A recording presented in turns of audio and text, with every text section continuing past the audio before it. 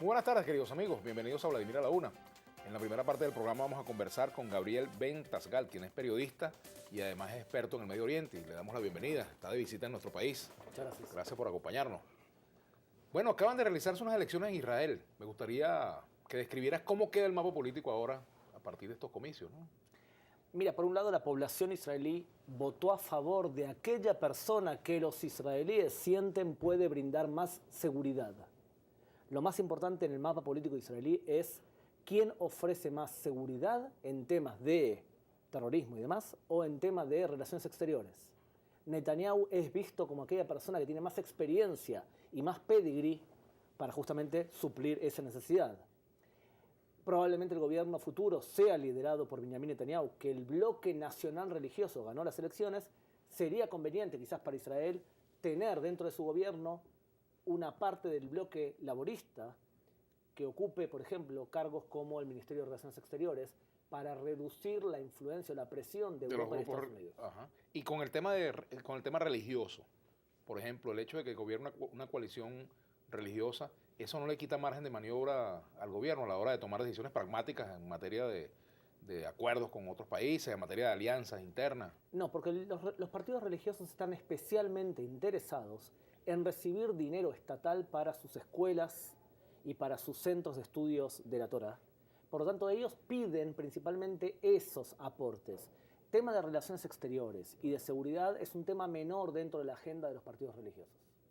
El tema de seguridad para el ciudadano israelí de a pie, del ciudadano común y corriente, que no necesariamente se mete en política, que no está en el ejército, o que no tiene una posición beligerante, pues, en temas como el caso de la creación o no del Estado palestino, el ciudadano común que vive en las calles de cualquier ciudad israelí, de Tel Aviv, por ejemplo. Hay dos niveles.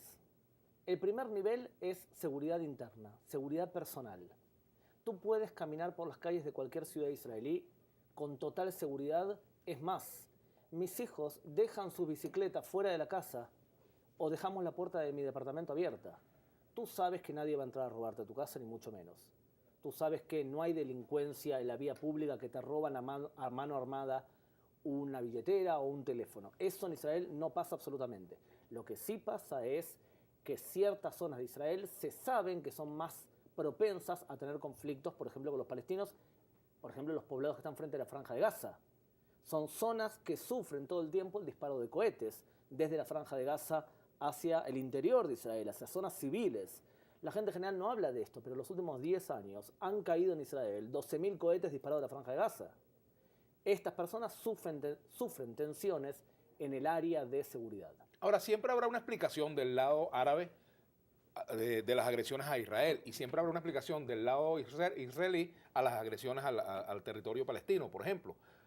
Pregunto, ¿cuándo se va a resolver eso? ¿Cuál es la perspectiva de que efectivamente exista un Estado israelí, como existe, que pueda tener relaciones con todo el mundo normalmente, y existe un Estado palestino que también pueda tener relaciones normales con todo el mundo? ¿Qué es lo que dificulta eso? ¿Dónde está la piedra de tranca para quienes no tienen una comprensión de este problema? El conflicto en Medio Oriente no es lo que se piensa. El conflicto en Medio Oriente no es por tierras, no es un conflicto imperialista, no es un conflicto por quién se queda por territorios. Ya se sabe cómo se va a crear el Estado palestino y también se saben los territorios que va a ocupar el Estado palestino. Es el mapa de Ehud Olmert del año 2008, 1 kilómetro más para allá, 1 kilómetro más para acá. El problema en Medio Oriente no es territorial. Las personas que dicen que el conflicto en Medio Oriente es por territorio hacen una traducción latina a un conflicto que no entienden. Aquella persona, don Vladimir, que hable de Medio Oriente y no se especialice en Islam, es un charlatán. El conflicto en Medio Oriente es un conflicto netamente religioso. Va a haber paz en el Medio Oriente. Pero siempre fue un conflicto religioso, siempre. No. Para los israelíes el conflicto es por tierras. Si se ceden tierras, tiene que haber paz. Para el Islam radical, que es quien agrede no solamente a Israel, el conflicto es religioso. Y el conflicto es religioso porque para el Islam radical, judíos y cristianos son ciudadanos de segundas, o en árabe, dhimmi, no pueden ocupar tierras antiislámicas, o en árabe, dar el Islam. Y el que está en peligro en Medio Oriente no son los judíos, son los cristianos. Los cristianos son los que están siendo perseguidos, asesinados en Medio Oriente, no los judíos.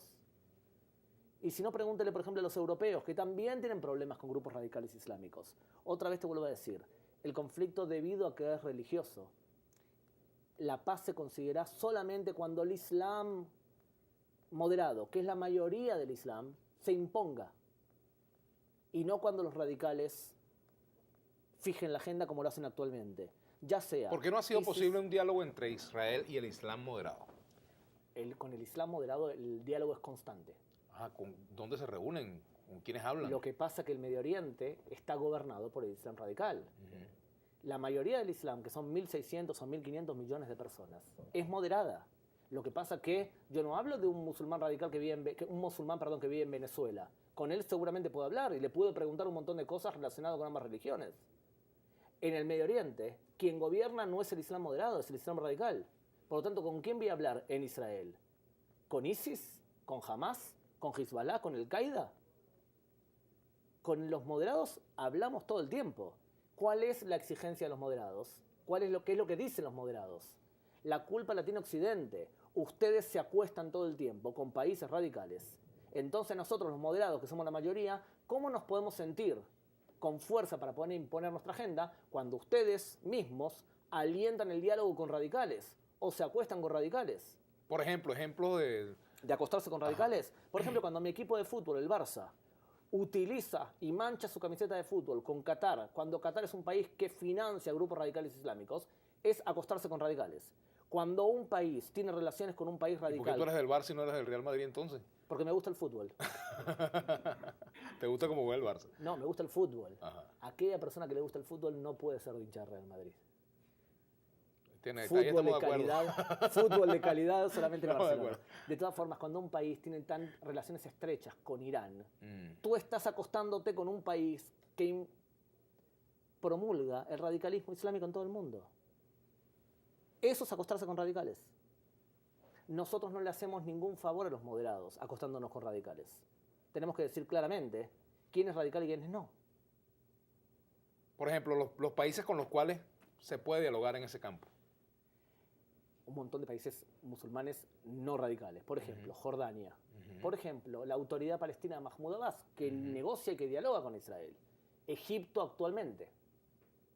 Marruecos. Son países en donde el radicalismo no gobierna. Con esos países Israel tiene una relación relativamente correcta. ¿Y por qué creen ustedes que ha tomado fuerza el radicalismo islámico? ¿Por qué razón? El radicalismo islámico se basa, su concepción básica es que Occidente es el seno, es el ADN de la Jahiliya. Jahiliya significa confusión. Resulta que Mahoma, en el año 622, cuando empezó a conquistar el Medio Oriente, nos erradicó, dice el musulmán islámico, nos erradicó la Jahiliya. La Jahiliya, ¿qué es? Es elecciones. Jahiliya es que la mujer salga a trabajar. Jahiliya es un teatro, un cine, un museo. Todo eso es la infección de Occidente.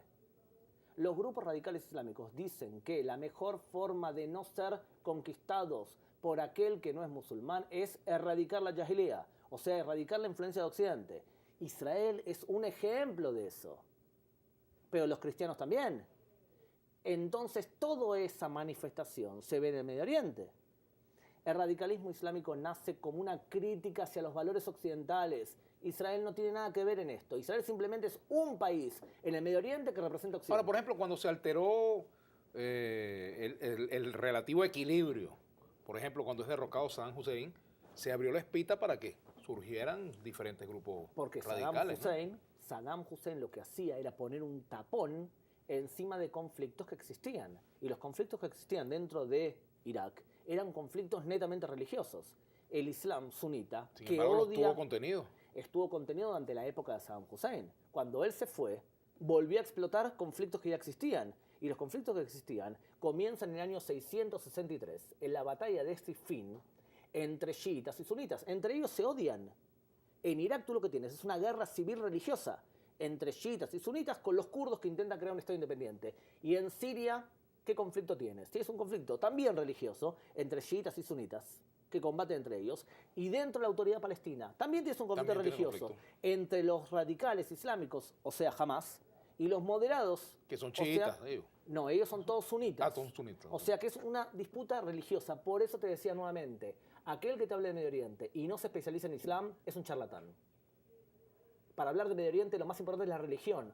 Por eso me cuesta a mí entender cuando analistas analizan el Medio Oriente y lo traducen el conflicto como si fuese un conflicto entre Ecuador y Perú.